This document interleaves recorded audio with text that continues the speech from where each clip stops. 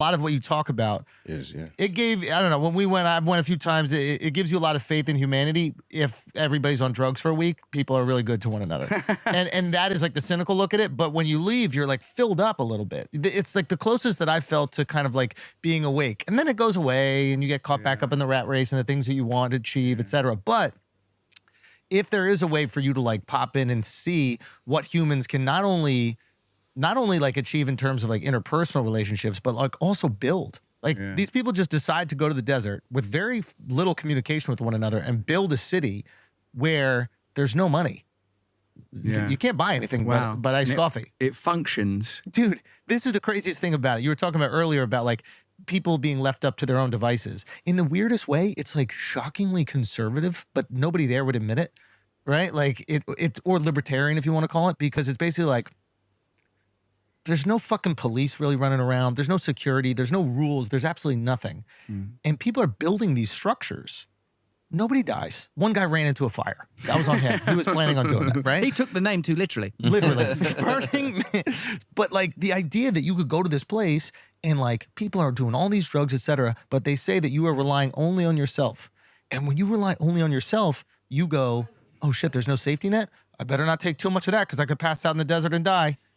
Oh shit, I better take some food because everybody has a backpack full of water. When you are self-reliant, you take more care of yourself. When the government or some body is out there looking after you, you push it a little bit. I feel like the system only works though because there's abundance. And there's also a week. Well, wait, go. Start with the abundance thing. Go on. It's a function of time also, but like once there's genuine scarcity, like all of a sudden all the hugs and kisses go away. No, 100%, 100%. What it looks at, for me, I'm looking at it as not a way that we can live life. You cannot live life like this, but it is what humans are capable of. So that to me really just opened me up. I was like, oh my God, like in the right circumstance with abundance, humans are willing to share and help. Oh yeah, it probably existed like that in communities. But keep in mind, like I'm from New York, where with abundance, people hoard still. Right. So I'm like, every second I walk out of my house, someone's trying to find a way to get money out of me. Hey, you want to support the environment? Hey, you want to do this? And then I go to this place where with abundance, they're like, hey, can I feed you? Hey, do you want to take a nap? Hey, do you want a massage? And they're not asking for any money from me. And it was this fucking huge shock to my system to see that humans even wanted to do this for one another. Will it go away in a week? Absolutely. Is there like a very tuned down version of that maybe we could get to? That would be awesome. Yeah. Stopping it there, and welcome to Mika Reaction Reviews, where we react to things on the internet. This is same day, same shape, the video. And today we are going to be reacting to a clip, a segment that I took out of this long podcast that Russel did with Andrew Schulz and the gang, and the podcast itself is absolutely fucking amazing.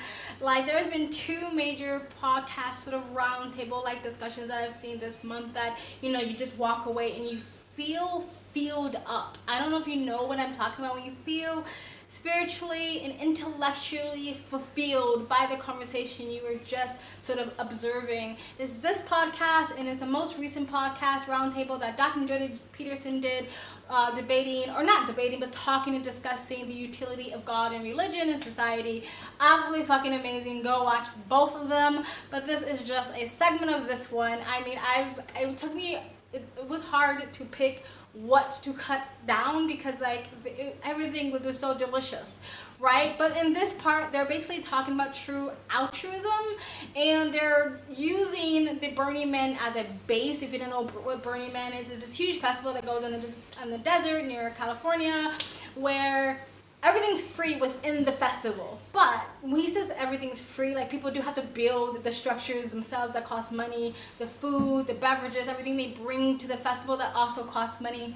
But when you're at the festival, everything's free or exchange or barter, but basically free. And it's this kind of this hippie sort of environment. And I liked when he talked about like when there's bigger government and bigger sort of the social safety nets, the less likely your community is to help and step in with you. And I've experienced this in both instances. I'm from living in the States and now living in these South and Southeast Asian countries that I've lived in the last 70 years. A lot of these countries have little to no government safety net, right? They don't have welfare and unemployment, and some of them don't even have like private health care and stuff like that, right? Not all of the countries, but some. Whereas America, especially like the more progressive states, have like abundance of social systems or social programs like free housing and free medical care. And they'll just give you money if you don't, it's called GR, cash assistance, if you don't have enough money, right? And you see the state of California, especially places like LA, is fucking falling apart. So this progressive programs is obviously not helping. What they're doing is just enticing more people to go there and be homeless because they have all these programs they can join, right? But in these communities in South and Southeast Asia, what I've noticed, because they have less social safety nets, the community just helps. The community comes together. And so what is not built perfectly, it was not done perfectly. It wouldn't pass the safety code sometimes when it comes to the States.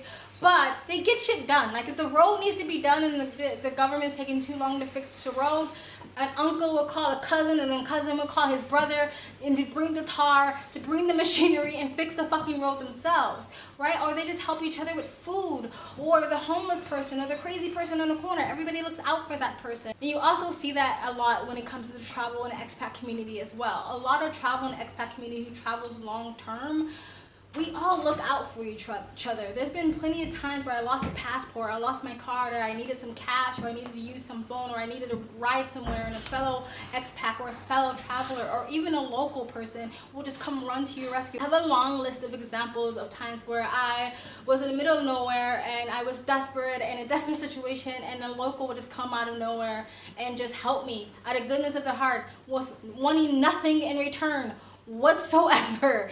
Not money, not sex, not friendship, nothing, just helping me. And so it can exist, but I think it's about abundance, because yeah, if it's super scarce, the people are not going to share, but it's not always about that. I think it's really about culture and mindset and values and principles. I think that's really what's the foundation of that. But anyway, I'm done talking. We're going to continue now.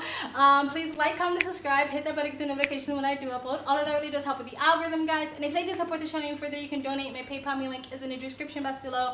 Also in the comment section. Of course it helps, but you don't have to. You can just like, comment, and subscribe. Another great way to support the channel is either join my brand new membership program, different levels, different tiers, different perks, or you can visit my brand new merch shop. Links down below. And if you like, you can super thanks. Other than that, sit back, relax, and enjoy the video. All right, here we go. And it shows that a value system other than an economic one, or at least a financially motivated economic one, is applicable. And also that we can be bold in the types of visions we have. I suppose when we're utopian in our thinking, in our conversation, the practical part of us thinks, oh, that can't happen. Like you say, it's only for a week. Anyone can pull it off for a week. Anyone can pull it off for an hour. Maybe I won't even get home from London without breaking some of the principles that I've like espoused about enthusiastically in a chair for an hour. You know, maybe I will shout in traffic or be impatient with someone. Certainly there will be examples of selfishness, but at least we have an ideal. And what I return to is the idea of having a set of spiritual principles and values that are broad enough for people to approach them in their own way. And the spirituality is a kind of a personal declaration, not you should be doing that or you shouldn't be doing that. It's just like, this is how you might live. This is how philosophers used to take it in the classical world. It's almost like you don't know something's possible until you see it. And then once you see it, now you believe it can be attained. You know what I'm saying? So like if maybe before that I didn't know it was possible for somebody to just give me something and not want anything back and to find joy in giving me something. I literally didn't know that that was a real thing. I didn't feel like true altruism existed before going to Burning Man. And to y'all's point, maybe we're cynical because we haven't been. Yes. So, but I guess what the nice thing about seeing it, and I've spoken about this before, but even seeing it myself, and unfortunately, I got this feeling through a drug, but maybe you experience it through drugs as well. It's like, instead of the drug making me just feel good and everything was just about me, I did Molly and I found out what it was like to feel like full and have extra joy. And with the extra joy, I was calling my parents and saying how great they were. I'm calling my friends. I'm just sharing the love. And I was like, oh, is this what humans do with abundance? Is this what humans actually do when we have more? And if we're constantly put in this position where we have to strive to get more, where we don't have a nice enough watch, we don't have a nice enough car, we don't have a nice enough house, and once we do get that house, there's somebody with an even nicer one. If there is, I don't know what the system is, and I don't know even know if it's a psychological change, but if we're put in the position where we have enough, and that enough is set much lower, with this extra, we will share. Stopping it there. Okay, so many good points. It's like that saying, money doesn't buy happiness. That is not a full saying. It's not that money doesn't buy happiness. It's like if all of your basic needs is met, more than that really doesn't make you happy. And there's plenty of studies and data that show you to a certain point, more money, more material possessions doesn't really make you happy, right? But because we live, especially in the West, in a very materialistic society, that is like one of the biggest values that a lot of Westerners have. The more money, the more possessions, the more things, you know what I mean? And you see it in so many different ideologies and tribes. Okay, you can say it's capitalism, but you can see it in a boss bitch feminist community where it's like, get your bag, get your hair done, get your nails done. And you can even see it in a red pill community where they teach men to get as much money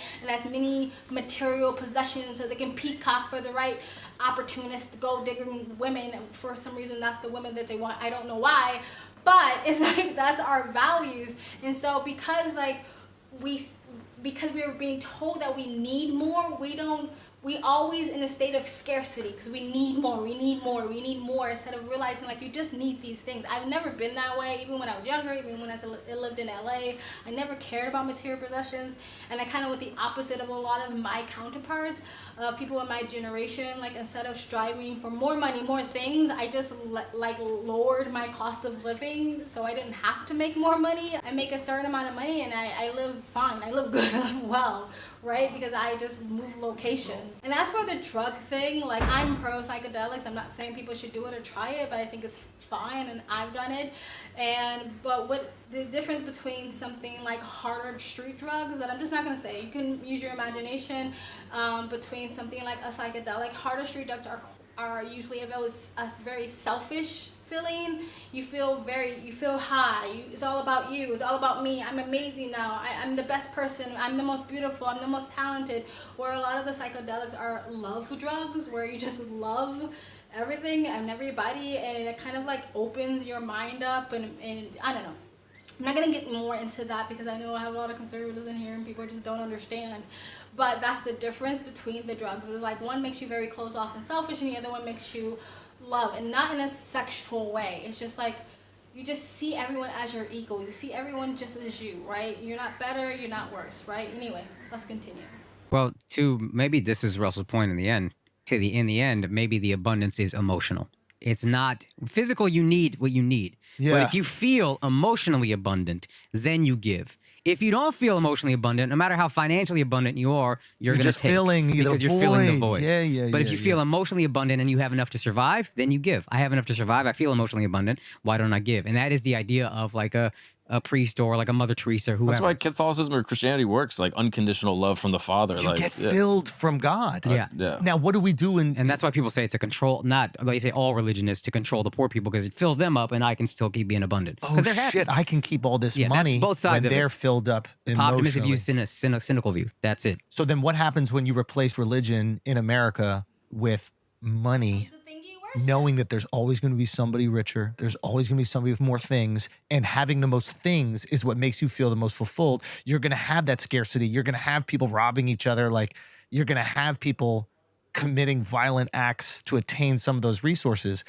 Yeah, it's a weird thing. Like, we've completely shunned religion in America, and we feel like we're like these philosophers by saying like, oh, well, religion doesn't make sense or whatever. Whether it makes sense or not, which is what you were saying earlier, if it provides emotional stability to people where they actually treat one another better, isn't that a better system? I completely and utterly agree with what he said. Like, I've met people who like kind of will say these things about people who are religious, believe in God, or who are Christians. It's like, oh, you need God as an emotional crutch. And it's like, okay, and like, what's the problem with that? It's better than taking antidepressants that's going to destroy your life ultimately long term.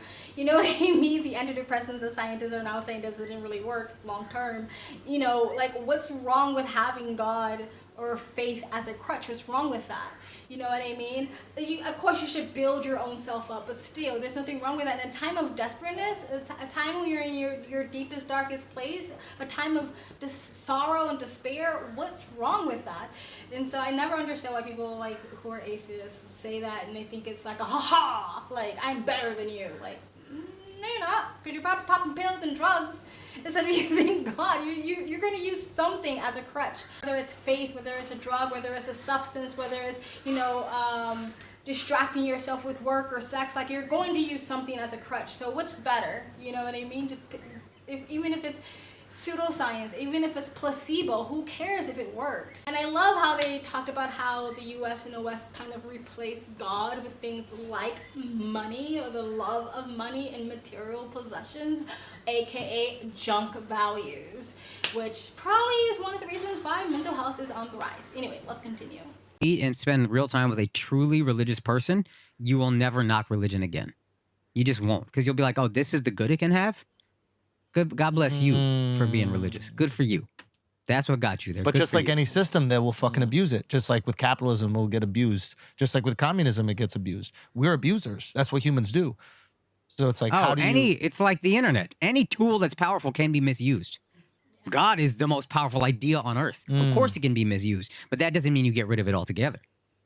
You still see the good in it. You in particular with the internet see the good in it. Whenever I think about like, this whole thing is shit, get rid of it, I'll think about great points you've made about the internet. Not only our livelihood, but like other things that it's brought. And I'm like, I guess it's not all bad, it's just how you use it. Yeah. I think religion is the same thing. It's incredibly powerful, so it can be misused in the worst way, but used at what it's supposed to be, it's a beautiful thing. I completely agree with them. And saying that if you see the good that belonging to a church or religious community does, it makes you back off with your sort of criticism of God, religious and just institutions. Because even though I have left the church, I love my old church, and I still love my old church. And if people needed a church, if they lived in California, I would still recommend that church. Not the one I used to go to in Detroit, but I would recommend that church because I seen my church family was good people. They were good people. They were giving people. They were charitable people. They were loving people. Families and young people that came together as a community. And so like when you see that, you kind of back off, even if you have some intellectual disagreements with what they believe in, but you see the good that it can do.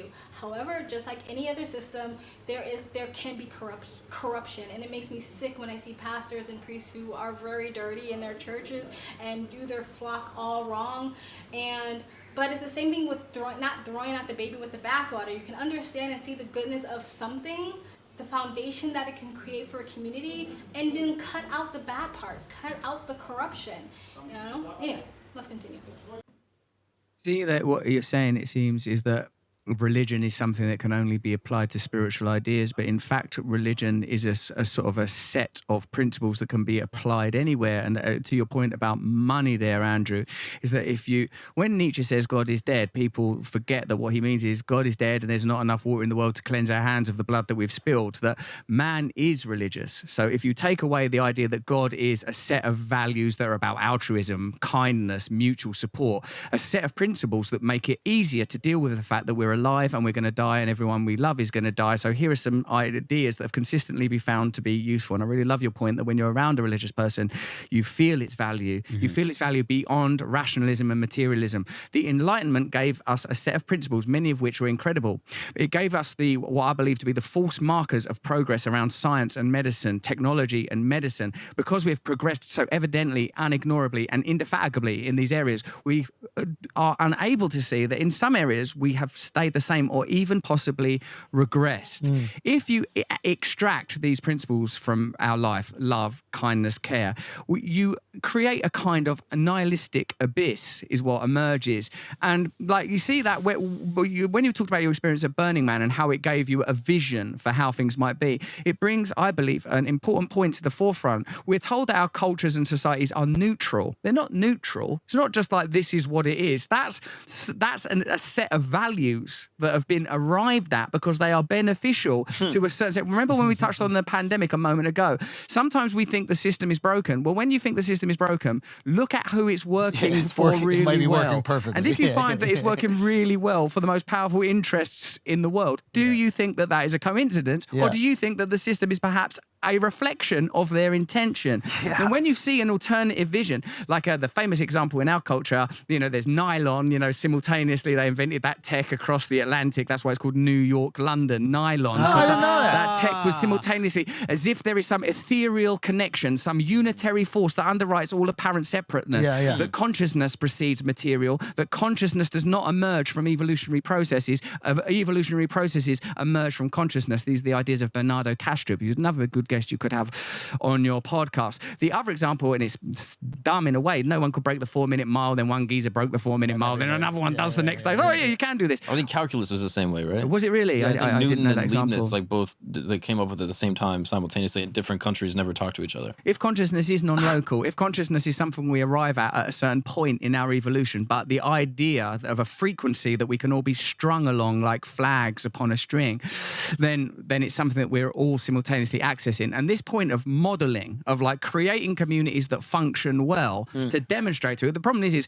whenever anyone starts a cult, it always goes the same way. You find out that the leader's got a bunch of watches and he's fucking everyone. And oh no, that's why it's so disappointing when people that use those values, then you think, oh fuck, they care about the same things. They care about the values of sex and materialism. They don't really care. I suppose that's why the idea of asceticism emerges. If you can live without sex, if you can live without drugs, if you can live without material pleasure, then perhaps you're right. Not suggesting that everybody has to do that, but to demonstrate the value of those principles and ideas. So I think it was a very lovely conversation between the two of you about like all these things are about utility. How do you use it? Democracy could work well. America can work well. Internet can work well. God can work well. It can work well. And if we had to like restructure society, if you had to like sit down with a bunch of people and go like, what is the best system to get the best out of people? The best treatment of people, even if you want to just extract all their resources, but like, what was the best way to control these people?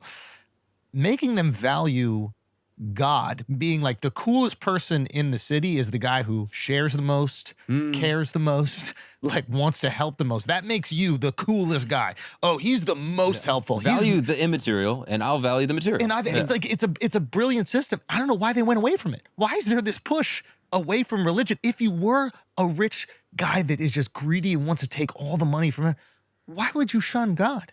I think that was the point. I think that the fact that people in the church were corrupt, that they were using the idea of God and the church and sin and the Bible to control.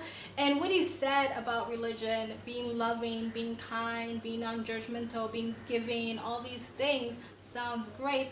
But in my experience, not necessarily in my church, because again, I love my ex-church, but my experience with religious people, that's not usually what they lead with. They lead with fear. Fear, fear, fear, lots of fear mongering, fear.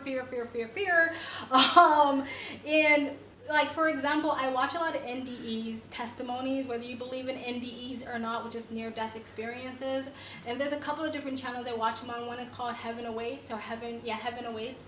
And you can see the comment section if someone's NDE doesn't mention hell, if someone's NDE doesn't mention sin, if someone's NDE doesn't mention Jesus Christ as the Lord and Savior. You see almost this anger and this, oh no, you're gonna burn in hell, you're gonna fucking burn, bitch, you're gonna burn. Like, it's like they want to lead by fear. You're gonna die and burn eternally if you don't follow these set of rules. If you don't do this, if you don't do that, which is usually mostly likely not even the set of rules that they're following themselves.